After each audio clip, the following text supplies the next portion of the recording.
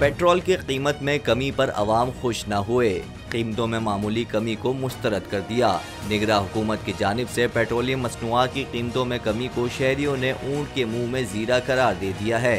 Petrol की फी litre कीमत में 8 रुपए कमी की गई, जिसके बाद पेट्रोल की नई कीमत 323 रुपए 38 पैसे फी लीटर हो गई है। हुकूमत की जानिब से डीजल की फी लीटर कीमत में 11 रुपए कमी की गई है, जिसके बाद डीजल की नई कीमत 318 रुपए 18 पैसे फी लीटर मुकर्रर हो गई।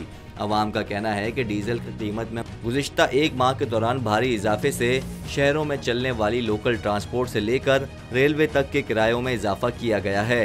डीजल की कीमत में सिर्फ 11 रुपए फी लीटर कमी से आवाम को कोई फायदा नहीं होगा, क्योंकि हुकूमत ट्रांसपोर्ट के किराए कम करवाने की ना अहलियत रखती है, ना ही इसमें दिलचस्पी रखती है।